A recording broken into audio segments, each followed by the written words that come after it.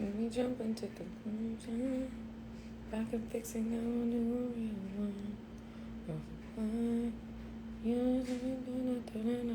What's going on? Welcome to Miracle Monday, y'all. What's going on with everyone? Welcome to Miracle Monday. Nothing's gonna stop me from coming on here for Miracle Monday. You already know. So what is going on with everyone? Today is Miracle Monday. And today I'm going to do something different. Today I'm going to do something that I've never done before. And so I want to let you guys in on it before we even start. But actually, let me go ahead and add my girl Ericka Talks in. Let me go ahead and add my girl Ericka Talks. Let me get my girl on. Let me ask her. Welcome to Miracle Monday, y'all. Welcome to Miracle Monday. Sam's here. Sam is here. What's going on, everybody? How's everybody doing? Great to see everybody. Great to see everybody. And so, y'all, this is my girl. For those of us who are on that have never ever seen Miracle Monday. Yes, there's miracles happening on Monday, and we're here doing the miracle thing. Yes. So, again, I met Ericka several years ago. Well, it's been a couple years now. Yeah. We met and she did an interview with me, right? Ericka and I had she asked me to do an interview on her podcast and I did it. And so when that went it went very well. We connected, we vibed. And so now shortly thereafter, I asked her if she could do, Miracle Monday with me. She was like, yes, I can, I will. I appreciate that. And so here she is, doing it today. We are going to do a live interview. Yes, she is going to ask me questions and your girl's going to answer them. Okay. And it's it's going to be interesting because it's Sam not really leading no Bible study, but I want God to get all the glory from this. And so nonetheless, yes, y'all, I'm a little nervous because it's a little different, but I am going to let my girl Ericka for this hour ask me some questions. I want this to be spirit-filled, spirit-led. I want this to be 100% just lessons that I've learned, things that have happened. So anyway, Ericka, I'm going to let you go ahead, take the lead. I'm going to shut up and I'm going to read my Bible scripture that I am focusing on today, which is Romans 12. But go ahead, girl. You do your thing, girl. Yes. So before we start, we're going to go and pray just really quickly like we always do. Father, thank you for this amazing Miracle Monday. Thank you for Sam. Thank you for every person that is on this live right now, God. We know that you're going to get the glory out of this discussion and conversation. And we thank you, Lord, for this amazing day. In Jesus' name, amen and amen. Amen. So as Sam stated, today I'm going to ask her some questions. And for anyone that's wondering, did Sam give me questions? The answer is no. Did Sam plan this out? The answer is also no. If you want to know, like the backdrop of like, what is the purpose? Literally, God placed it on her heart to do Miracle Mondays. And we are here to just talk, to dialogue, and to ultimately give God glory. And so nothing is planned. She don't even have a clue what I'm going to ask her, y'all. No she idea. doesn't have a clue. Okay. So I want to tell you guys that because I know sometimes you're like, is this like impromptu? Is this like, was this planned or whatever? And so we want to talk about, and I want to ask her some questions to hopefully bring God glory when it comes to relationships. As a lot of you know, Sam was married to a celebrity. And I'm telling you, whenever you are married, whether you're married to a celebrity or not, there are trials and tribulations. And our goal is whether you are a celebrity or whether you are a person that's just like me, living our average lives, you can get something out of this discussion and something. So I'm really excited. So Sam, I want to ask you first and foremost, you tell us all the time during Miracle Mondays about your upbringing, the things that you went through from insecurities to feeling like you were going to die, etc. I want to ask you, did you ever have like a desire to be married as a little girl? Like, was that something that was just, have you ever envisioned your wedding day or what that would look like? Or what was your desire or when it just comes around dating or marriage? No. I did not want to. So for me, I didn't want my mother and my father, they divorced when I was a young child. My father left at a young age, and their divorce happened, and so I didn't really see. They both remarried. They're both in beautiful new relationships, but I didn't really. I was very much focused. I wanted to focus on my career. I mean, I went to college, I went to grad school, and I really wanted to get my licensure. And it wasn't until a woman stopped me one day and told me, she was like, Sam, you know, you so focused on your career, you gonna miss like the things that bring me joy at this point in my life are my family. And again, she was shout out to Dr. P.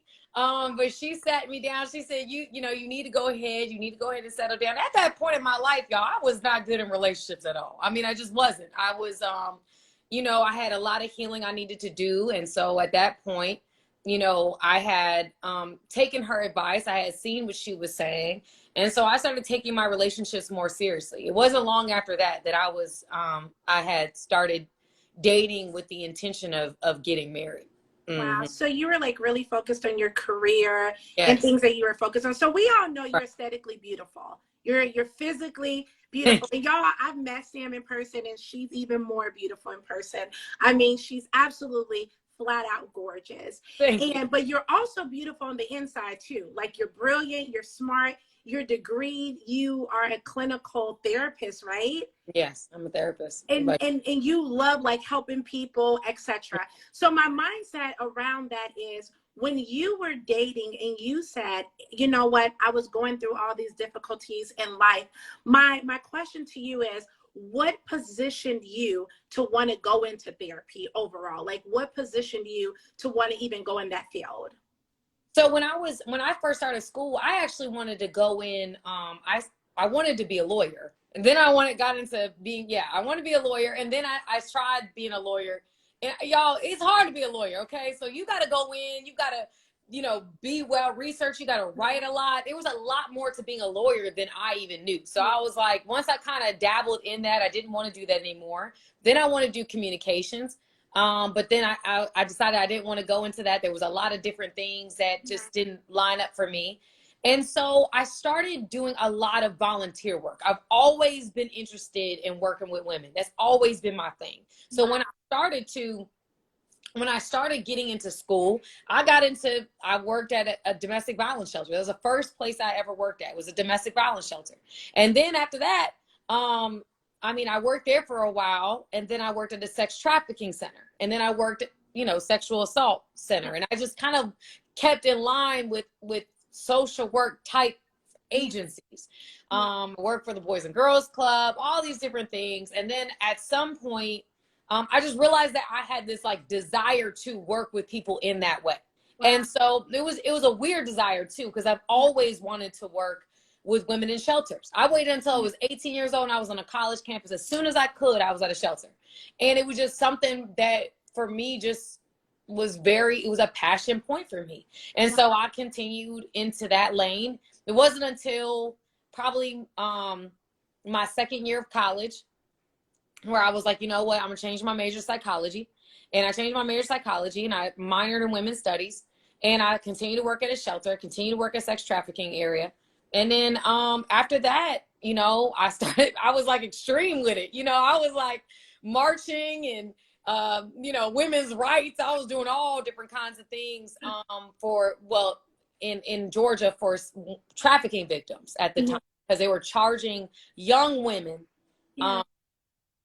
as adults. And I felt like, you know, if you were arresting a 12-year-old girl for trafficking, you've got to know that she didn't choose to do this. You know, you've got to know that she has been, you know, I'm trying to think of the word, but you've got to know that this was not her decision. And they were charging these young girls as adults, and that was infuriating to me. So I just started, I mean, I remember going on Capitol Hill, knocking on the doors, saying we got to change the law. And, you know, I did it again for suicide prevention laws that we were teaching.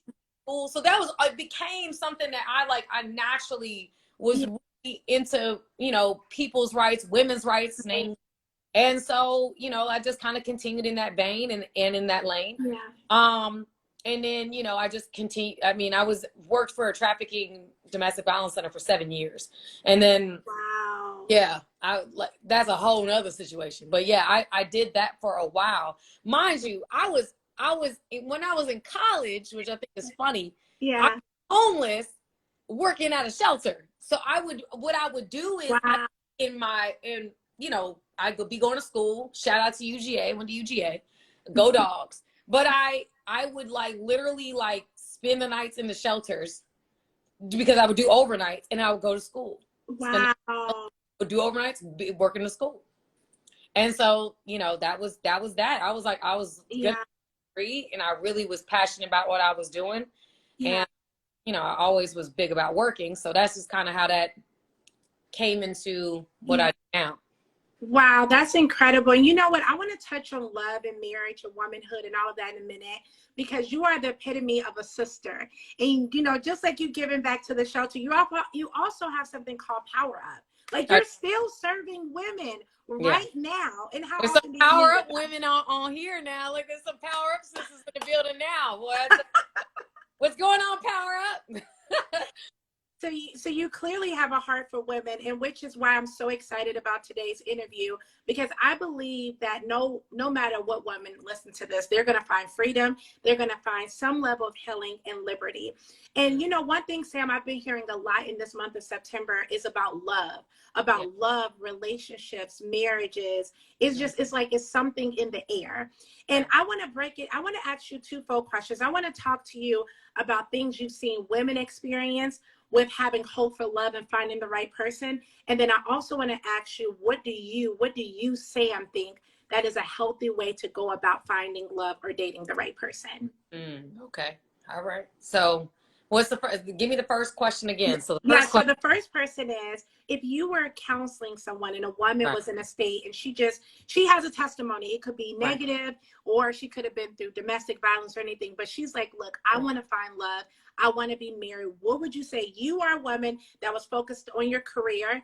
You were focused on giving back even while you were homeless. But what would be your advice for a woman that's on here right now that's like, look, I want to find love. And you don't know anything about their background, but they want to be married and they want to find love.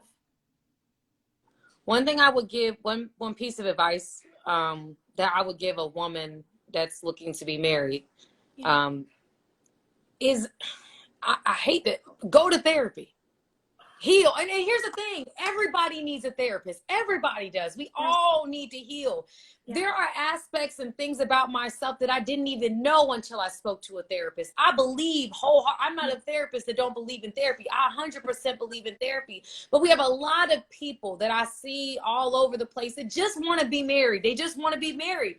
We want to be married for Mary's sake. And the reality is, marriage takes work. Marriage takes insight. Marriage takes accountability. Marriage takes a lot of different things that make you uncomfortable. And unless you have an understanding of self and you are willing to take that deep dive and heal the wounded parts of you so that somebody else doesn't have to deal with the damage that other people have done to you, you're not going to be a suitable partner. And so I would literally say to people, heal. Focus on healing, and healing doesn't happen like overnight. Healing journey. I've been in a situation. I've been with my therapist for 8+ years. I've been with her for a long time, and I would say to you that there's always new things. I learn about myself, and now I don't have the same type of situation anymore. But I know, like, as a woman, who I am, what I'm about. When I was young, in my mid-20s. I didn't know anything. I didn't really know me. You know what I'm saying? I didn't really know who I was. I didn't really know, like, I didn't have an understanding of self. And so as I've grown in this situation, and I've been with my therapist for 8 years, I literally would say that, like, over time, she's helped me to really take accountability for my stuff. She see and forgive certain things that happened in childhood. We all have dealt with a level of trauma. And if we don't necessarily do the work, can't go into, a lot of people don't want to do the work. They just want to be married because we want to be married. You see it on TV all the time. I just want to have a partner. I just want to, and religion. Yeah. Religion puts a lot of pressure on you to get married and be in certain situations. I would literally say, do your work. Do your work, because at the end of the day, marriage is hard work. It takes work on both parts. And if you're not willing to get in the ring and fight and sacrifice and take accountability and do the things that are necessary for you to grow, your marriage ain't gonna work. Wow. That's so good. And my question to you, Sam, if you could go back before you ever got married, what would you have done differently? Oh, Jesus. What would I have done? That's a good question, Ericka. That's a good one. What would you have done? Yeah. Probably would have taken more time. I probably wouldn't have gotten married as quickly as I did. I got married very quickly. I got married very quickly. I mean, I was dating, from the time I dated to the time I said I do. Yeah. That was 7 months. Wow. I mean, I didn't really, it was 7 months, 6.5, 7 months. Yeah. Before, I said I do. Wow. And then it doesn't work, right? There's people that I know that have gotten married quickly and it works. But I think that because that's one thing, I think I would have taken more time. Number two, I think that there's a thing that we have to understand. I'm gonna be very honest here. This is the honesty. I didn't know the difference between standards and preferences. Woo! I didn't know the difference between standards and preferences. I didn't know what I would like. I was a young girl when I was very young-minded. I had just gotten into a therapeutic relationship. So when I got into my marriage, I remember just sitting there and asking, like, what kind of wife do you want me to be? Because I didn't know what that really looked. I didn't know what kind of wife my partner wanted. I remember we went on a walk and I was like, what kind of wife do you want me to be? Like, who do you want me to be? And I realized that me, like, wanting so badly to be a good wife and wanting so badly for him to see me as a good wife and for people around me to see me as a good wife and to feel like I'm being a good wife, it's like I lost a little bit of myself in that. That's the truth. I got lost in a role and I didn't really know myself. I was trying so hard to, I was trying very, very hard to be what that person wanted me to be. And I didn't know myself enough to know, I didn't know myself enough as to who I actually wanted to show up as a wife. Because here's a lot of y'all, I'm watching 90 Day Fiance now. This is probably off topic, but it is what it is. There's some couples on there that they're doing there's women on there that are doing everything in their power to basically like make this man see the value in them, see the value of them as a wife, but they're not being authentic to who they are. And I saw the last recent episode where it's like, you have this woman who's like, I've been trying so hard to make him happy. I'm not happy. Come on. Like, oh, wow. Ooh. But it's not that man's fault, right? It's not his fault. Right. She came in performing. Right. She came in auditioning for the role. And the reality is that man got very comfortable with who she auditioned herself to be or how she represented herself to be. Good. And she wasn't being honest about who she is. I'm not going to apologize anymore for what I need. Now, need and what I want are two different things. So I can want, like, I can, we have people that say, I want a man that does this. And then there's things that are like standards, like I'm not going to stay in a relationship that looks like this. So there's like two different things. There's two different things about like what you want and what you need. And I don't think that sometimes we don't know how to differentiate between two. Like we say we confuse the two. And I think that sometimes you confusing that can get you, in situations where you're not necessarily, you may be leaving somebody and it's for something that you want. It's not something that you and you end up regretting leaving that relationship because, you know, yeah, they didn't take the trash out when you wanted them to, or they didn't do this, but that's different than I'm being disrespected, or I'm being treated in a certain way that I can't live with. Those are two different things.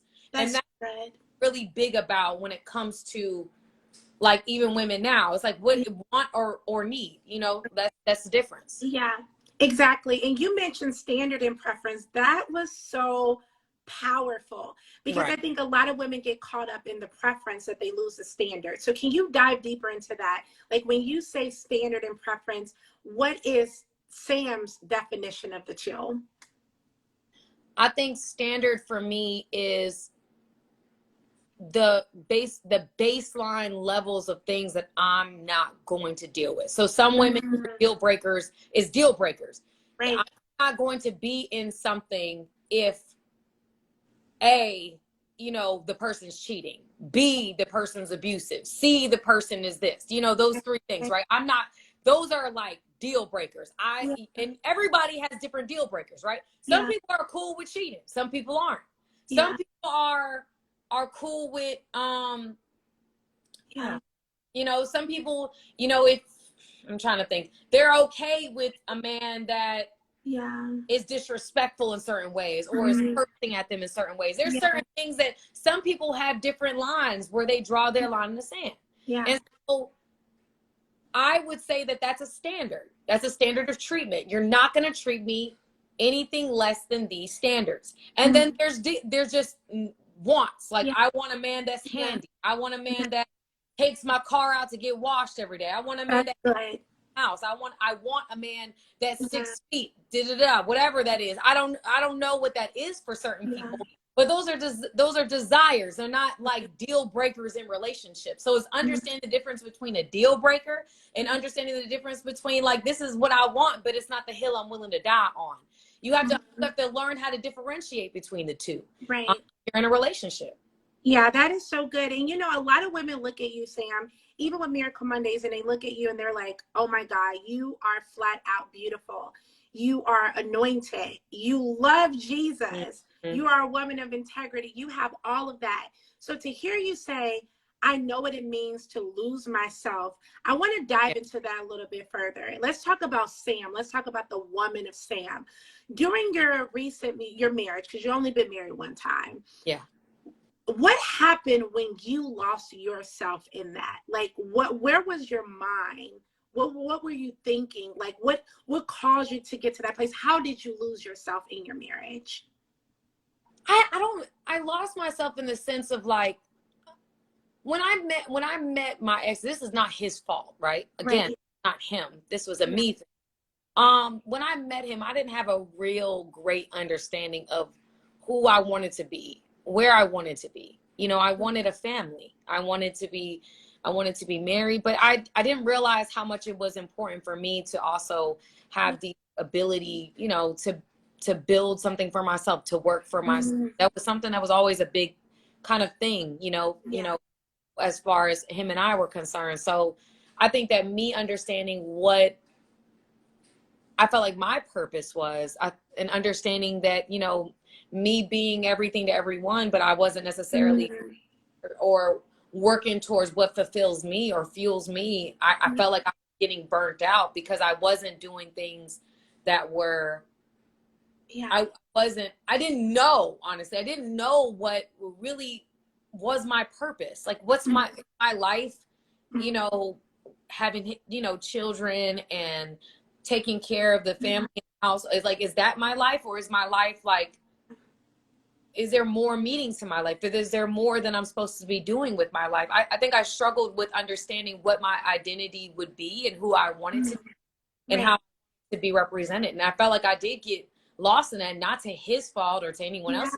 It was me. Like, I didn't know, when I came into it, I didn't know exactly what God wanted me to do and who he wanted me to be. And I know a lot of women that I've met in this journey that have said, like, don't lose yourself in this. It's easy to get lost in the needs of the family, needs of the marriage, and needs of children. You can get lost in that to where you find yourself like, okay, what makes me happy? What's me, going to give me oxygen, Yeah. instead of me looking out for everybody else to have oxygen, and I haven't yet put the oxygen mask on my face. Like, I just, and that's, again, I'm not, I think some people come on here and they want mess. They want the drama. They want the messy comments. I'm not going to do that, because at the end of the day, I think I understand people have,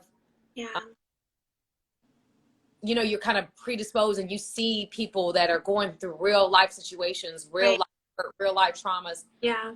Entertainment.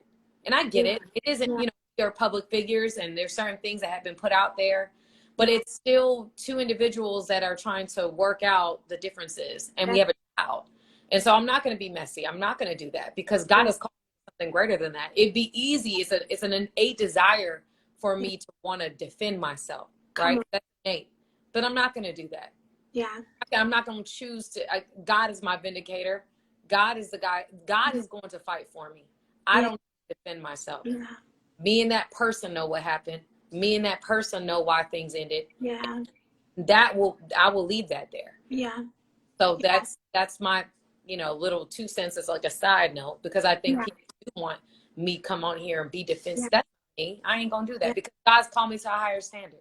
That's right. That's right. And with that being said, I think that was so powerful, because I would love for us to dive deeper into that. When you say that people are coming on here, personally, I haven't, like I told Sam, I haven't read any articles.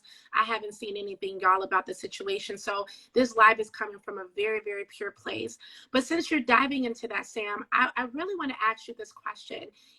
Being in the spotlight, your ex being in the spotlight, going through a public divorce, this is painful. You have people saying things that's not true. 90% of it is not. You both have two stories. You both have your own experiences. Right. But this can relate to even people who just are struggling privately. What are some emotions that you've had during this process that you've thought, like, have you been up all night, or how have you handled difficult situations? Have you cried repeatedly? Have you been suicidal? Like, how has that pain been for you during the process of a divorce?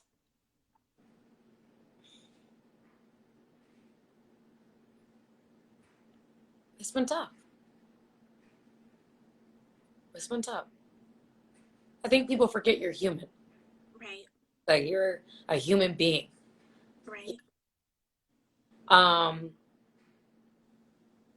I've gone through the 5 stages of grief probably a million times. Wow. Because that's what it is. When you're going through a divorce, it's grief. You're grieving the loss of a significant relationship. You're grieving the loss of someone you once said I do to. It's you go through a point of like depression, bargaining, anger. You go through acceptance. You might have a moment where you go back to depression again, and you might be angry again, and you may go through all these different things. Have I absolutely have cried? Absolutely. I probably have cried on Miracle Monday. Shoot, I done cried. Power Up knows I done cried. I've cried. I've been emotional. I've had a lot of different ups and downs. Obviously, I think it's not one way. It's both sides. We all are entitled to our process. Divorce is not easy. It's not easy on anyone involved. It is a challenging, heart-wrenching process. I don't wish it on my worst enemy. It's tough. And we all grieve differently.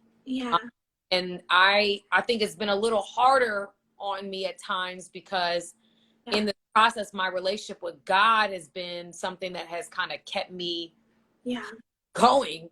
And God holds you to a higher standard. That's right. God holds you to a higher standard. So it's not just like I'm going off of my emotion and things. God has called me to reflect, to not just react, but respond. Right. God has called me to not move in an emotionally intoxicated places, because I'm not going to make clear decisions if I'm just coming out angry, spitting fire. That's not producing the results in my life. I know that my daughter's watching me. I know that there's people that are watching me as I conduct myself. This is her father. And I'm not ever going to put her father right. in any type of situation. Yeah. Her dad. That's something that she's going to have to look at. That's something that she's going to have to do.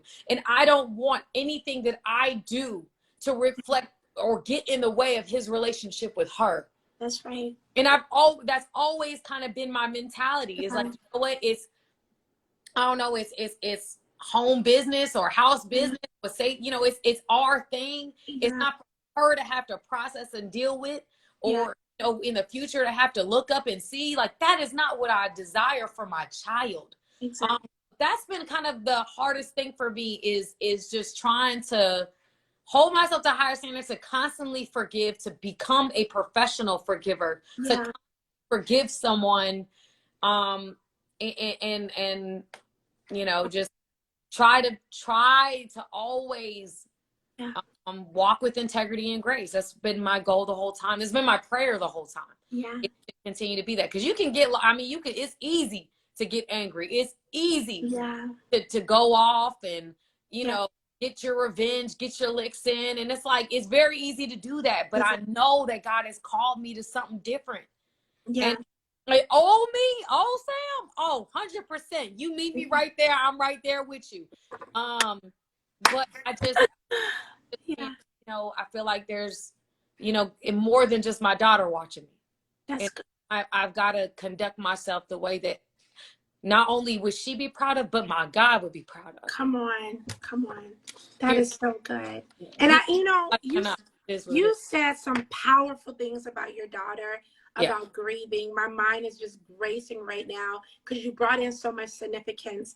But you clearly are a public figure. People watch you. People are inspired by you. Right. But I want to ask you, how do you stay so girded in taking the higher standard without telling your side of the story, while other people have all these mysteries of what they think the story is? I constantly, and this has been like a real thing for me, because, you know, the tendency is to want to defend yourself and say, you know, what you think is true, or provide the receipts, or do whatever people do. You know, your natural tendency is to want to defend yourself. Of course. I think that what has kept me grounded in not doing that is Romans 12. And I this is the thing. I memorized Romans 12 before I even like got into like even knew where things would go. But Romans 12:17-21 is like something I live by. I literally live by it. I think about it all the time. Right. And so as I kind of move in the decisions that I make, I have to always understand that my standard is not worldly standard. My standard is godly standard. And so I'm going to always conduct myself as a woman of God. I'm going to walk with integrity. I'm going to walk with grace. And I just committed those things to myself. So every morning I've got to stay prayed up. I don't be on social media like that. I stay on it. I contain my exposure. I don't be into all that. I tell people, don't send me stories. I try to protect my peace at all costs, because it's expensive. And I've got a child to raise. I got a daughter that's would feel the energy of negativity by what I'm being sent or what's being said about me. Like, I've got to protect my space. I got to protect my peace. And so a lot of intentionality and not getting into the back and forth. I've been very intentional about, like, when I wake up, the first thing I do, I read my devotional. I get into my war room. I start praying. I start really decreeing, declaring over my day. I start asking the Holy Spirit to give me the strength to not turn into the old Sam and turn it, you know, give into that temptation to want to get my, you know, say my piece and say what I want to say. No. I've got to get my Holy Spirit right. And I know when I engage too much in negative speak and negative talk about the situation, that I know I'm not going to produce the best fruit in my life. So I've got to be able to, like, okay, you know what? People can say what they want about me. The people that know me, they know the truth. They know exactly who I am. They know exactly what happened. I've got best friends. I've got my therapist. I've got my family. I've got people that have had my back. And God bless the people that have had my back. I want to shout out to them. Yeah. It's been a hell of a road. Yeah. It's a hell of a road. But my family has had my back. Wow. And No, it sucks. They have to be dragged into something that's between me and another person. But at the end of the day, they've had my back. They've loved me. They supported me and my daughter.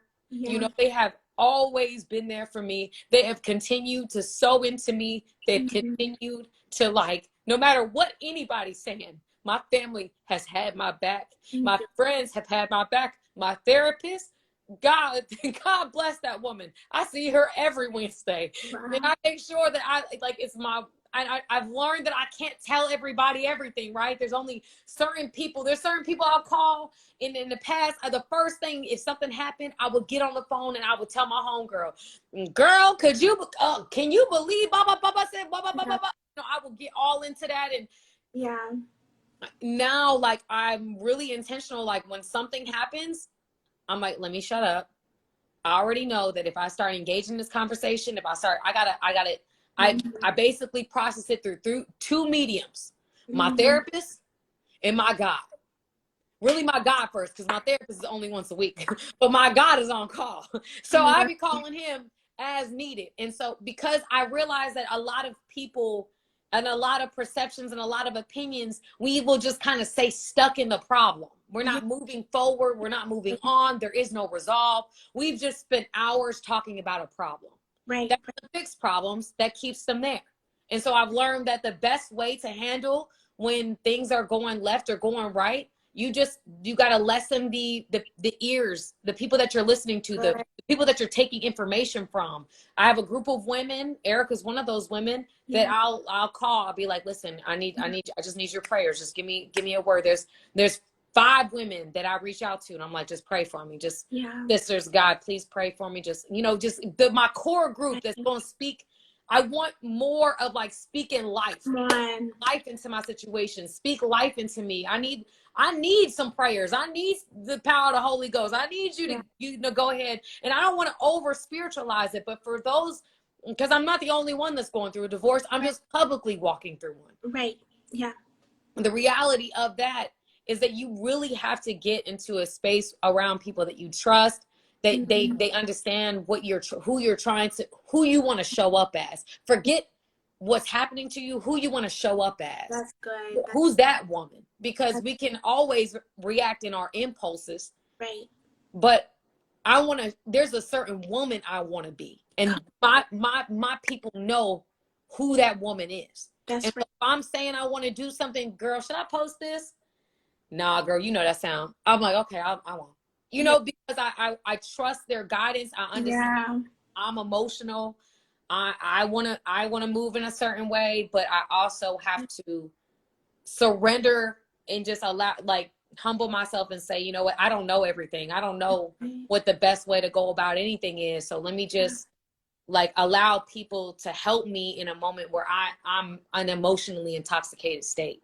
Wow, that is so good. And if someone's on here and, you're talking about Jesus and you're talking about going to God, if someone's on here right now and they're like, okay, Sam, what if it was my fault with the divorce and I'm grieving? How is God mad at me? How do I pray? How do I know that God hears me? What would be your advice for them? I think that divorce and a marriage ending is a two-way street. That's good. Is rarely ever one person's fault. Right, exactly. Straight up. I don't care what the situation is. Yeah, I agree. It's rarely ever one person's fault. Absolutely. It takes two to tango. It takes two to tango. That's right. I think that at the end of the day, what I would say to that person, if it's their fault, I would say fight for your marriage. If I would go as far as I can go. I would take accountability. I'd be like, dang, it's my fault. I messed up. I went too far. Life is so short. People kind of get lost in they're angry or they're hurt or their ego and well, this person rejected me, so I'm not going to put myself out there like that. You'll die with a lot of regrets. You'll die with a lot of relationships lost if you allow your ego to determine what decisions you decide to make. If I allow my ego and my pride to drive my car, then I would I would probably crash into a tree by now. The reality is that if I'm in a situation and my marriage ended because of me, there's a certain level of saying, you know what, it's my fault. Right. My bad. How do we fix this? Where do we go from here? How do we, because no one wins in the blame game, right? No one. That's right. What's the solution?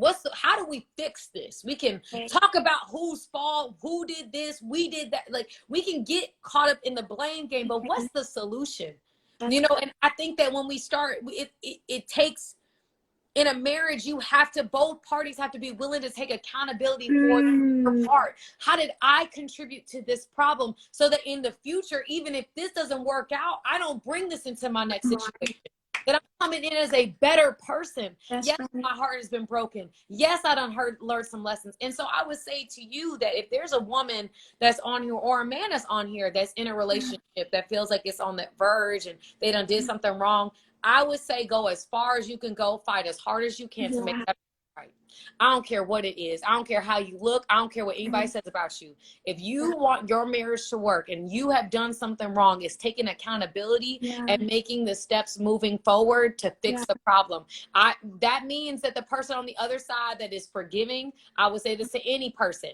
Right. It's a process. Healing is a process. It all is a process. But if you're willing to fight, if there's two willing participants that are going to get in the ring and they're willing to compromise, take accountability, and work and move forward, oh, well, then you got a winning situation. Right. But I think a lot of people have to be humble. You have to humble yourself and surrender to the process. And that's very hard for somebody, especially people that have control, that, they like to have control. Right. It's very hard to surrender to the process because you want to be in control of the process. And therefore, there's no movement moving forward because you want to be in control. A lot of my relationship with God and my relationships moving forward is like surrendering to the process and trusting God. Like, God is my vindicator. God's going to move me through.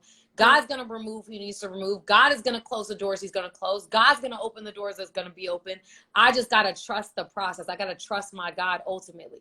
And so that's what I would say. I would say to anybody that's going through that. I know it's a long-winded answer. I'm a long-winded person. No, that's good. But I love that. But let's talk about the other side. We got some people on here right now that is going through a divorce. And you said something amazing, how it's two to tango. It doesn't, when it boils down, it's nobody's really your fault, my fault. You know what I'm saying? It's both sides. Somewhere, someone has dropped the ball. Absolutely. But what if someone is on here right now and they're like, okay, Sam, my significant other does not want to work with me. He or she wants to walk away. And I feel like I'm suicidal. I'm at my breaking point. This feels worse than losing, someone I'm super close to, or a parent. This death of this divorce is killing me. How can I turn to the God that you're talking to and give me some practical ways that I can really lean in and get some type of relief that I need? So if someone is getting to a point where the relationship that they're in is causing them to like contemplate suicide or things like that, that usually speaks to me as control. Like, I don't have any control over this, but I do have control and autonomy over my life.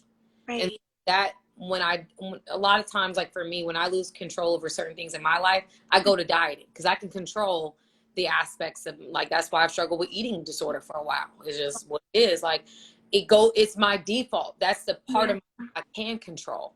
Yeah. And when you're dealing with another person, you can't control what they do or don't decide to do. That's good. And I would say that a lot of my relationship with God has helped me to release control, surrender control to him. That's the whole point of this whole gospel thing. Yeah. It's really just allowing God, releasing whatever happens to God. And if you're fighting for a relationship and that person is like just unwilling to move forward with you, give you, an example. If there's a person on here that's dealing with a relationship and you trying to work on a marriage and the man's like, I'm not about to change. It is what it is. I'm gonna do what I want to do. I've always been this way. It's on you to figure out how to deal with me. I would say leave that situation. That's what I would tell you. I would not tell you to stay in a situation where someone is unwilling to change. If someone's willing to change and they're just like, I am who I am and you just don't have to deal with this because this is who I am. Nah, that's not how marriage works. That's not how this works. And if you're being abused, disrespected, cheated on, whatever that is, I wouldn't advocate for you to stay in that situation. I would advocate for you to say, listen, this is my boundaries. And if you are unwilling to compromise and make certain decisions for me to be able to stay in the situation, then I need to exit stage left. I'm not going to stay in a situation unhealthy, diminishing or disparaging to me. I'm going to stay at the cost of my peace. That's not what I'm going to do. I would tell a person not to compromise their peace trying to hold on to a relationship. That's just not what I'm going to tell you to do. What I would advise you to do is to really dig down deep in understanding what you can control, what you can't control. And my relationship with God has shown me that there's a lot that I don't control. And surrendering to my God and surrendering the relationship to my God he's going to lead me. He's going to either remove it or he's not. He's either going to work it out or he's not. I just release it and surrender it and allow him to lead and guide me, truly. Because there's so many variables in life we don't see, we don't know. And maybe this isn't the relationship for you. You might be fighting for something that God is removing you from, and you just doing everything that you can possibly do to make the marriage work and keep it together when God is not in this situation anymore for whatever reason. So I would honestly, take inventory, because a lot of times our marriages or the desire for certain relationships in our life is tied to our ego. We make decisions based upon our ego. If I lose this, it makes me look like that, and I don't want that. Or if I lose this means that I'm unworthy. If I lose this, it means I'm not. And it's a deeper need that marriage is serving. Unhealthy. Because at the end of the day, a lot of people look for certain things in relationships that they can only find in God. And I'm one of those people. I'm one of those people that I have looked in a lot of different places for peace. Looked in a lot of different places for fulfillment, for purpose. Place that I've found my validation. And my strength from is my God. And I mean that with all of my being, that the only reason why I've been able to get through a lot of things I've been able to get through is because of the God that I serve. Jesus. Oh my God. I have one more question. I can't believe we're almost at our hour. This has been incredible on so many levels. Oh, Jesus, Lord. I know. And I have one more question to ask you, because I know you mentioned a lot about purpose, peace, and sanity. And let's face it, y'all, who's ever watching this live right now, we all have been challenged in our peace and our sanity and our purpose. And so for anyone that's watching right now, Sam, and they're like, okay, you blessed me. You mentioned God. You mentioned therapy. You talked about accountability with friends and really bringing positive energy in. In the closing of our discussion, what would you say to someone is 3 things that they can do today to restore their peace, their sanity, and their purpose back in their life? I would say to that person, whenever I find myself in my life and I feel like I've lost my way, I feel like I've completely I don't know what I'm doing. I'm shooting blanks. I'm feeling low. I'm feeling depressed. I don't have any peace. I don't have any joy, whatever that is for you. I think that's when I realize that I'm moving from a place of carnality. The spiritual terms in Christian church, it's like, when I'm a Christian, but I'm living the worldly way as a Christian. So I'm a Christian, but I'm going about things the way that the world does. I'm handling affairs the way the world does. I'm doing things the way the world does. I'm conducting relationships the way the world does, versus holding myself to a higher standard that spirituality does place upon you. That doesn't mean I'm not carnal, because y'all fam is carnal, okay?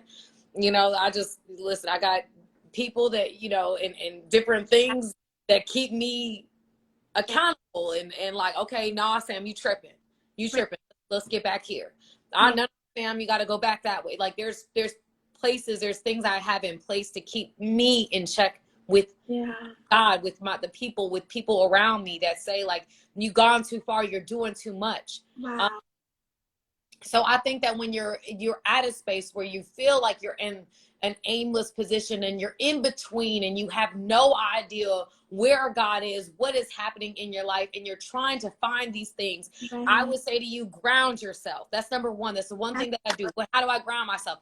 Y'all, I have an anxiety disorder. So what I do with my anxiety disorder is I sit my behind on the ground. I sit my behind on the ground.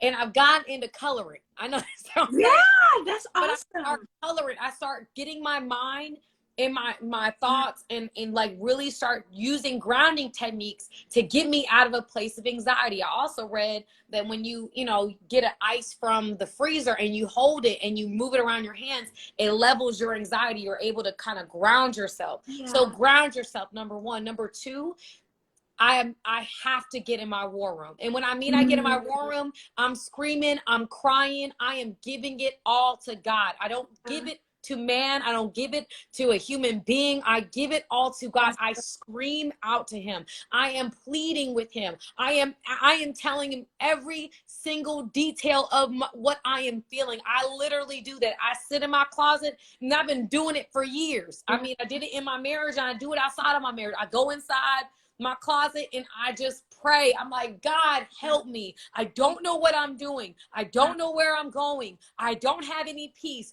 I'm struggling with this. Help me, Lord. I don't see you. I need you here. And we find, and a lot of people don't want to come to God with all that. They're afraid to come to God with all that because maybe it's a mess that you've made. Listen, I've been there a million times. Yeah. I'm still going in the closet for things that messes I created. Yeah. But there's so much in surrendering it. It's so much in just giving it, truly just like giving God and allowing him, no matter what it sounds like, no matter how it may feel, just truly giving that to him and allowing, like, giving that space, just like, okay, you know what? I'm a scream, I'm a release, I'm a throw, I'm crying out to him. When I give it all to him and I write it down, I have a war room board where I have my praises and my prayers, and I write it down on the board. And I say to myself, when I put this on this board, I'm releasing it. It's to God. I'm not going to hold on to this. I'm not going to continue to ruminate and make myself even angrier about the situation. I'm writing it on the board. I'm screaming. I cry out to God. I surrender it. And I say that to God. I say it to him 3 times, 3 or 7, because 3, Jesus died and rose again on and 7 was a number of completion in the Bible. So I'd say it 3 or 7 times, and I just give it to him. I just give it to him. I just give it to him. I just give it to him. I say it as many times. And then as soon as I'm done with giving him the problem, I start talking to God about how good he is. I start myself of the things that he's brought me through. I done seen a lot in my life. I've seen a lot in my childhood. I've seen a lot as an adult. I've seen a lot in colleges, homeless, not homeless, whatever I was going through in my life, assaults, health issues. I done gone through a lot. Marriages, divorces, breakups, makeups, babies. You deal with a lot. And so I've had to really learn how to say to myself, like, I've really had to say to God, no matter what I've been through, he has seen me through. He's always seen me through. He is my vindicator. He's the only opinion that matters. And that's the part of like what I've had to come to even in this situation is like, if God is good with me, if he's okay with me, then I'm okay with me. I don't need another person in this world to be okay with me unless my God is okay with me. Because at the end of the day, I'm an imperfect person. I done made a lot of mistakes. I can own up to that. I really have. I haven't done things perfectly. But as long as I'm doing things the way that he wants me to, with integrity and walking in love, because it says in the New Testament, he says, the 2 most important things. What were those things? He says, the 2 most important commandments was love the Lord your God with all your heart, your mind, your soul, with all of your being. You are to love the Lord your God. The second thing says, love your neighbor as yourself. He says, walk in love. And I have tried to internalize those things. And I've tried to walk that walk and try to give it all to him. But if you're in a situation, like I said, I would ground myself. I would go to the closet. I would remind myself and praise God for the things that he has done, the things that you have seen in your life. I literally would say, just remind yourself of how good your God is. But if he did it before, he will do it again. That he has always shown up for me. He has never let me down. He has never let the righteous be forsaken, nor their children begging for bread. Right. He says, no weapon formed against you will prosper. Every voice raised up to accuse you will be silenced. These are the benefits enjoyed by the servants of the Lord. I, the Lord, their vindication comes from me. I, the Lord, have spoken. Yeah. He says, never seek revenge. Instead, leave room for God's wrath. For it is written in his mind to avenge. I will repay. But instead, I say to you, if your enemy is hungry, feed them. If they are thirsty, give them something to drink. In doing this, you heap burning coals on your head. You do not overcome evil by doing evil. You could overcome evil by doing good. I live by this stuff. I remind myself that he is a good shepherd, that I shall not want, that he leads me beside green paths, that he brings me along streams, that he renews my strength. I know how good my God is. In that moment when I'm telling him my problem and I'm grounding myself and I'm just surrendering to him, after I say all that, I remind myself of how good my God is. The prayers answered that I do, I have seen manifest in my life. Yeah. I pray over that. And lastly, after praising him, I pray for the people that have hurt me. Woo. I pray for the people. I say, this is the prayer I say. I ain't gonna lie to you, because unforgiveness is the way that God, we separate ourselves from God by walking in unforgiveness. Yeah. I said to myself, listen, God, I don't want to forgive them. Yeah. Because they still doing things that hurt my feelings. Okay. Yeah. But what I am gonna say is that I know that you've called me to forgive. And that there's no one and nothing that's worth me being separated from you. That's right. So I forgive them, God, out of obedience. But you're going to have to change my heart. Wow. You're going to have to do something with this thing right here. Because this thing right here. Yeah. This thing right here make me want to do some things I should not do. Yeah, that's right. And so I forgive. So it's a process of surrendering, grounding, surrendering, praising, and just asking for forgiveness and forgiving. Then I try to move forward. And after that, the last step to that process is worship. Woo. Get into my worship bag. I put on some of my favorite praise music, y'all. Kirk Franklin's on the repeat. I got my Brian Courtney Wilson. I got Smokey Norfolk or Pastor Soulful. I will start praising him. I start affirming myself. I start saying, okay, the promises that he said is that all of these things are going to work out for my good. That for those who love the Lord and are called according to his purpose, that all things will work out for the good of those who are walking in that path. I know that my God is fighting for me and he's got my back. And so, worship. That's the last part to reclaiming. And I promise you, once you get through all those steps, you've surrendered, you've cried out, you've let it all out, whatever that looks like, whether it's tears, whether it's throwing, whether it's, I don't know what that looks like for you. Yeah. And then you get into the part of just, okay, now that I done gotten all my energy out, now I'm just going to praise God for the things that I've seen him do. Wow. That I'm the good God, that he's never forsaken, he's never left me.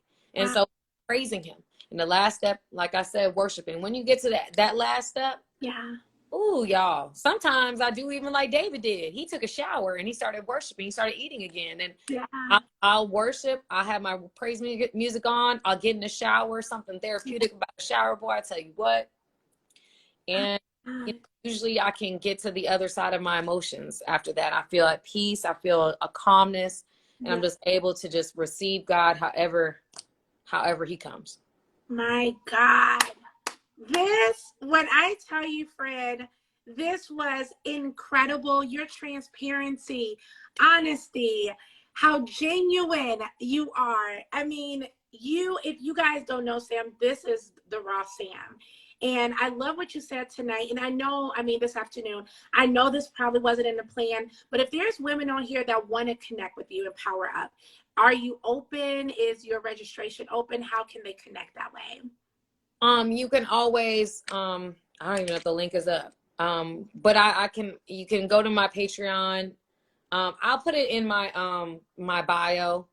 Now I have, my last Miracle Monday up there. So I'll just put the new link, but it's patreon.com/love Samantha Lee.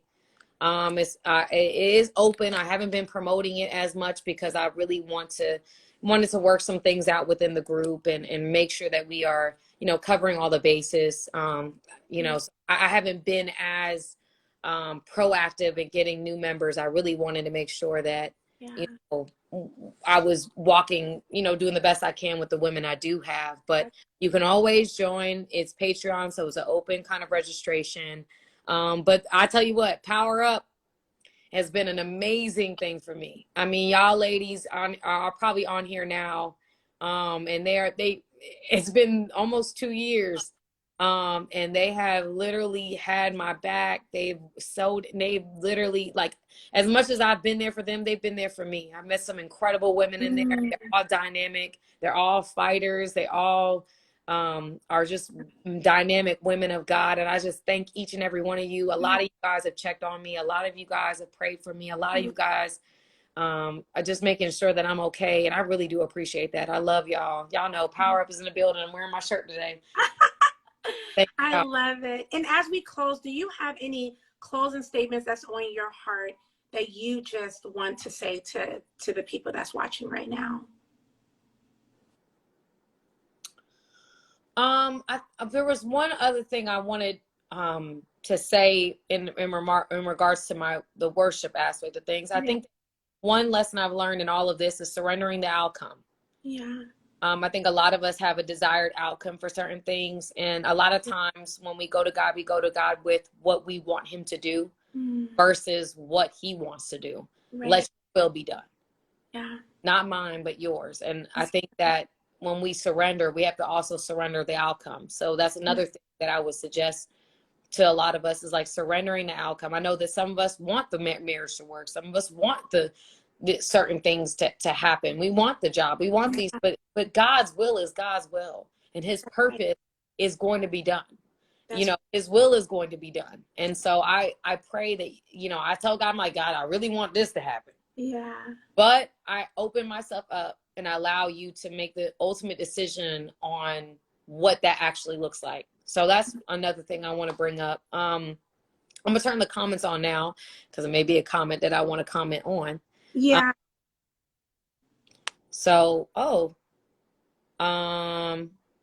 But I think that a lot of people ultimately, you know, at the end of the day, you have to always remember that people are people.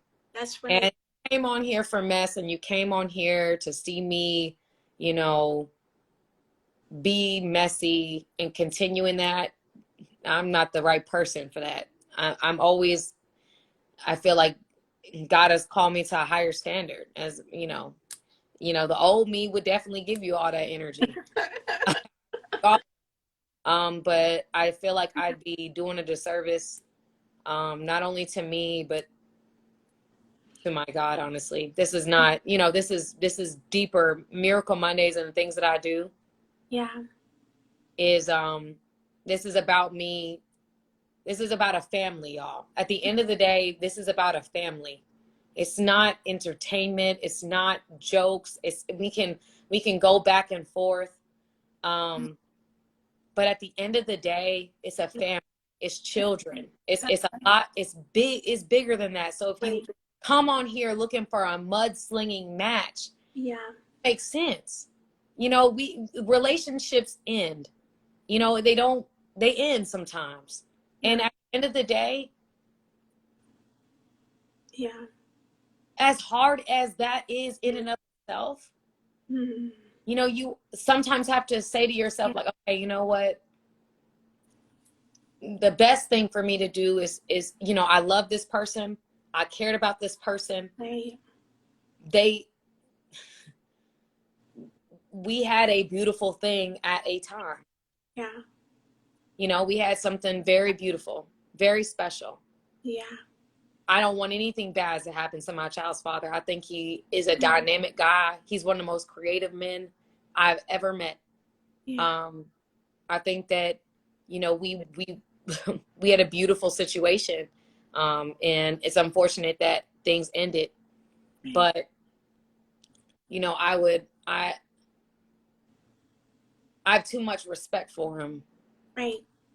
I have too much respect for him as a person. That's right. Yeah. Here. Right. And sling his name and drag him. What is that gonna do? Exactly. That's so good. Father. and we made a beautiful baby that's incredibly intelligent, has such a beautiful personality, and she like, he shines through her. Mm-hmm. If I don't like him, I don't like parts of her. Come on, that's good, Sam. That's And good. I love my baby. I love my baby. And so at the end of the day, like, you know, I know that might be disappointing for some people. Yeah. But I have a lot of love and respect for my ex. I really do. I think he has done some incredible things with his life. He is literally a self-made man. He's a good dude, man. He really came from, nothing. He made himself into who he is today. God has been with him, has really, had his hand on his life. And he's a great, he's a really talented person. Absolutely. And my daughter is absolutely in love with her father, in love with her daddy. And thinks the world of him. Just absolutely adores him. So I don't have nothing bad to say. And if you came on here to say that it came on here to see me, throw dirt on his name, that you came to the wrong show. Came to the wrong show. And I love what you said about your daughter as part of your ex. And I would even say, just like Sam said, no one knows her, her ex story. Be kind to him too. When we see people's story, we don't know what he's going through. We don't know what he's facing.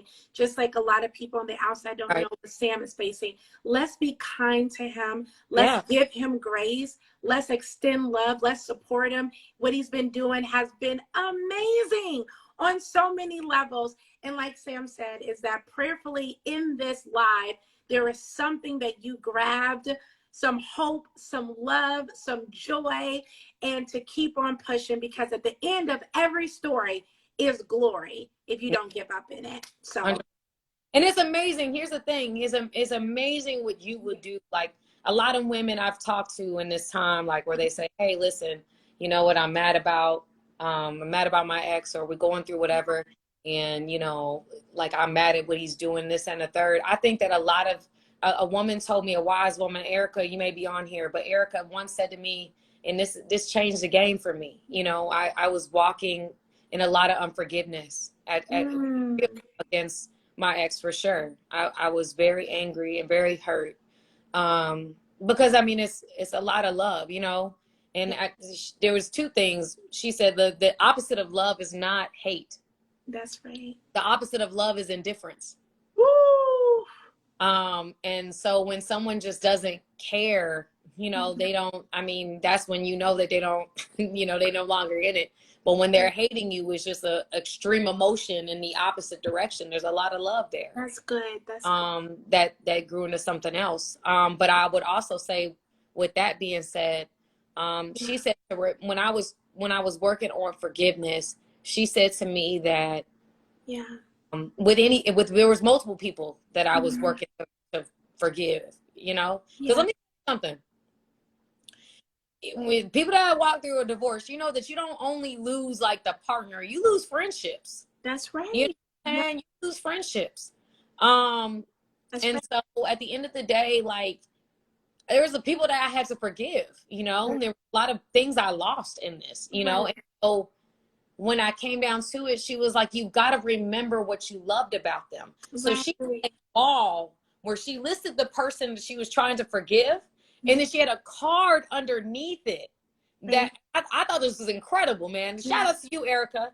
But like underneath it was like, she wrote what she loved about that person. Wow. She wrote like a memory, her favorite memory of that person underneath what the person she was struggling to forgive. And people in my life that, as heartbroken as I was about that relationship not turning out the way I wanted it to, or whatever, I think that what made it, like, me thinking about the good times and being I'm just thankful to God that I had this person to walk through this and to bring these things out of me. And we had that helped me to like pray from a space of love. That's versus praying from a space of anger and bitterness and resentment.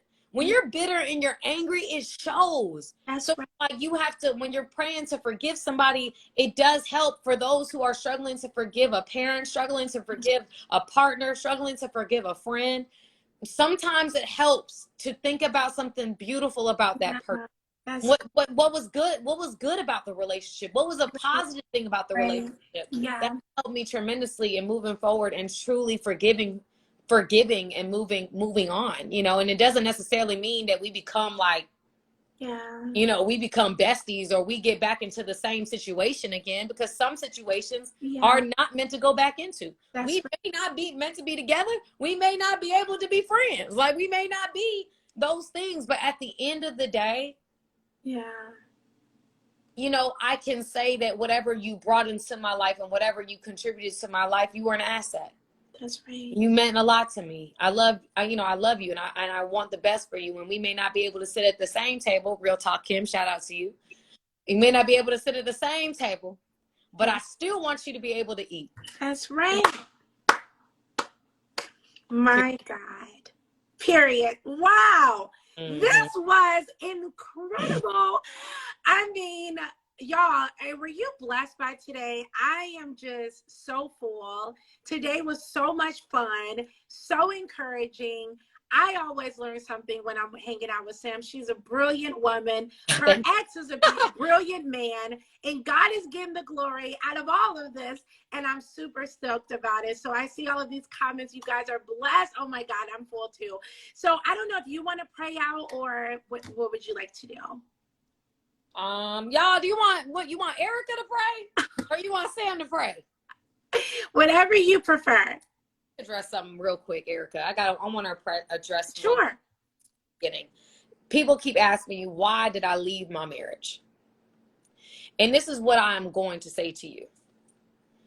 That is not relevant to you. That's not your business. I don't feel like what happened in between me and another person is anyone else's business between me and that person. That's good. No, that's not for me to have a conversation with followers on a live. That's for me to have a conversation one-on-one with the person I want that answer with, or who wants that answer from me.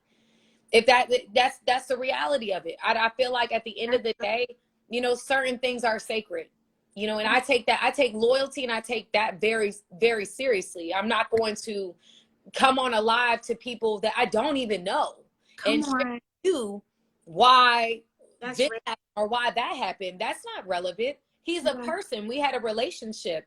That's not the world's business. That's between me and him.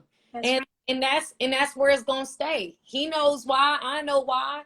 And if there's any clarity that needs to happen, then it needs to happen between me and him. Yeah, that's right. In the entire world, that's not everybody's business. We decided to get together. We dated secretly for months. We said I do. So at the end of the day, I'm not going to sit out here and tell the world what me and him started together, why we decided to no longer be together. No, that's not anyone's business. It's between me and him. And, you know, if there's a real need for clarity, the person that owes that from me or wants that from me, that's so the good. only person I'm going to answer to is him. Now, that's the best answer I've ever heard in my life. So I know people have learned. That was powerful. Now, that was powerful, because we don't ask other people, should I date this? You know what I'm saying? Like outside people. You don't get on the live and say, so should I date so? And, you know, like, no, that answer was so powerful and so much wisdom was impacted in that. My God. Yeah. I appreciate that, friend. It's just a lot of times we can get lost in, like, you know, let's say something happened between me and you, Ericka. Yeah. I'm not going to go on the live without Ericka and ask the world why me and Ericka fell out. All right. I'm going to call Ericka. Exactly. Like, Ericka, you know what? Right. What's wrong? Did something happen? Like, is there an issue between me and you? That's good. But if I'm in a place where I really want the answers, I'm not going to go to everyone else but the person to ask for the answer. I'm going to go to the answer. I'm going to ask you, because it's our friendship. You matter to me. So if you matter to me, I'm going to call you and I'm going to make sure that I understand from you what the situation. is, you know. That's so good. That's what I'm saying. So at the end of the day, you know, Yeah.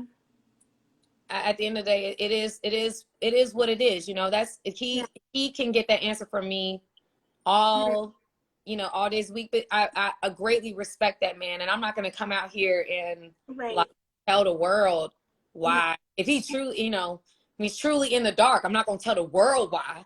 Come No, on. between me and him, we had that relationship, we had the marriage, we had that.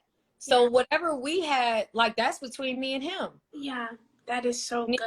That's what everybody, that's everybody in this situation. You know, you have to always like, when you're in relationships, a lot of people put, you know, people, their business out on like on their relationships, and it's a dangerous place. You're not protecting the sanctity of what it was.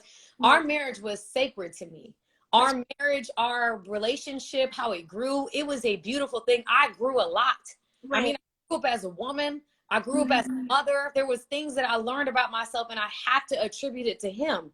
I think I respect him greatly. I've never met somebody so creative. I've never met somebody who was so, I mean, I remember when I met him, I was like, I was so not spontaneous. I was so calculated, and he made me be spontaneous. He brought things out of me that I didn't even know I had. Like, I thank him, because he there was a little box that this girl from Tequila lived in, and he like really, you know, really was a great man to me in those times. And I'm not going to drag him, disrespect him, disparage him, because it's divorce, it's hurt, there's pain.